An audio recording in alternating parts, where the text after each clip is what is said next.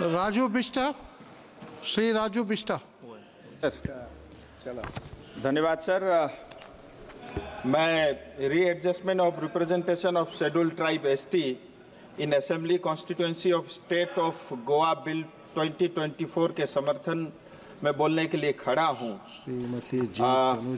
Sir, इस bill के बारे में काफी चर्चा हो चुकी है और अगर समय रहेगा तो विस्तार से मैं भी अंत में विषय रखूंगा, लेकिन उससे पहले मैं सीधा अपने क्षेत्र यानी दार्जिलिंग तराई डुवर्स की बात रखना चाहता हूं। सर, कल ही हम सब ने देखा कि संविधान को 75 वर्ष पूरे हुए हैं और संविधान के कारण समस्त भारत में हर एक समुदाय को जो है न्याय मिला है, लेकिन गोरखाओं का इतना कंट्रीब्यूशन होते हुए भी 75 साल से ज्यादा समय हो गया देश को आजाद हुए, लेकिन आज भी गोरखाओं को वो न्याय, जो सम्मान उनको मिलना चाहिए था, वो आज तक प्राप्त नहीं हुआ। और ये जो देरी हो रही, मैं ऐसा मानता हूँ न्याय के बजाय उनके साथ अन्याय हो रहा है।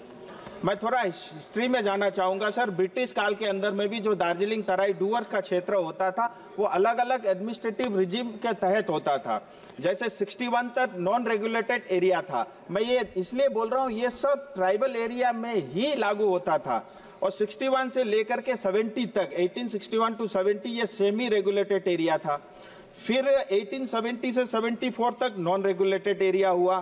फिर 1874 से 1990 तक शेड्यूल डिस्ट्रिक्ट हुआ। फिर 1919 से 1935 तक ये बैकवर्ड ट्रैक रहा और 1935 से लेके 47 तक ये पार्शली एक्सक्लूडेड एरिया रहा।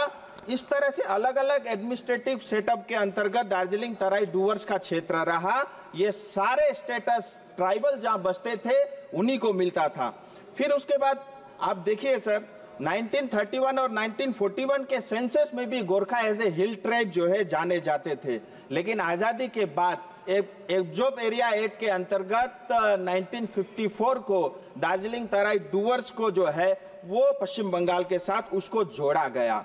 और उसके बाद धीरे धीरे जैसे अलग अलग 18 सब ट्राइब होते थे, उसमें से जो है 7 अलग अलग सब ट्राइब, जिसमें शेरपा, भूटिया, लेपचा, धुपका, योल्मो, तामांग और लिंबू को एसटी का दर्जा प्राप्त हुआ। लेकिन आज भी 11 उपजातियां गुरुंग, भुजेल, मगर, नेवार, जोगी, खस, राई, सुनवार, थामी, याखा, धीमाल अभी भी छूटे हुए हैं। और फिर मैं एक बात आपको कहना चाहूंगा सर, हमारे यहाँ डेमोग्राफी बहुत तेजी से चेंज हो रहा है।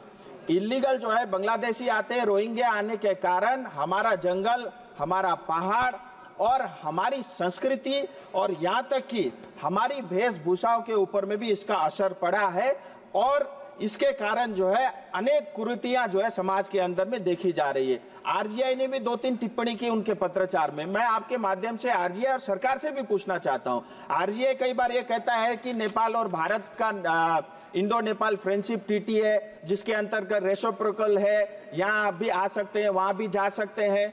मेरा आरजीआई से सीधा सवाल है, 2 देशों की ये आपस में संबंध है, फ्रेंडशिप है, लेकिन उसका खामियाजा हमारी जनता क्यों भुगते, ये सरकार को देखना चाहिए। दूसरा, कई बार उनकी ये भी टिप्पणी रहती है कि अगर आपको एसटी का दर्जा दे देंगे गोरखाओं को तो इन्फ्लक्स हो जाएगा। मैं पूछना चाहता हूं सरकार से भी, आरजीआई से भी, जैसे आपने 2001 में लिंबू तामांग को जो है एसटी का दर्जा दिया अटल जी के समय में, 2001 से लेकर के 2024 तक आप जरा आंकड़ा बता दीजिए कि कितना इन्फ्लक्स नेपाल से भारत की ओर हुआ है।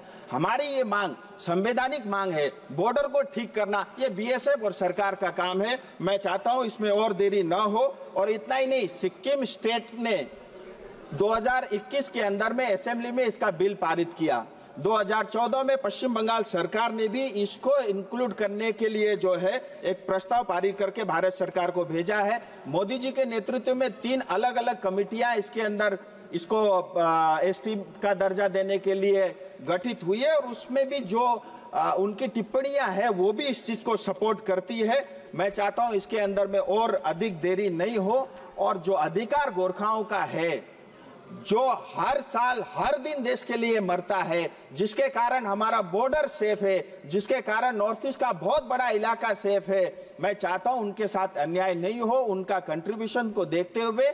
और क्योंकि ये जो पूरा दार्जिलिंग तराई डुवर्स का क्षेत्र है, आप देखिए एक तरफ बांग्लादेश है, एक तरफ नेपाल है, एक तरफ भूटान है, 50 किलोमीटर की दूरी पे चाइना है, चारों तरफ हम बॉर्डर में घिरे हुए हैं। और इस क्षेत्र को और वहां की लोकल पॉपुलेशन को मजबूत रखना और उनको को बचाए रखना मुझे लगता है ये देश का भी कर्तव्य है और भारत सरकार का भी ये कर्तव्य है। मैं आपके माध्यम से भारत सरकार से मांग करता हूं कि जो भी देरी हुई है इसमें और देरी ना हो और गुरुंग, भुजेल, मगर, नेवार, जोगी, खस, राई, सुनवार, थामी, याखा, धीमाल, इन अलग अलग जो सब ट्राइब के गोरखाओं को इनको जो है इनका अधिकार मिले और इसमें सिक्किम सरकार ने भी बढ़ चढ़कर हिस्सा लिया है।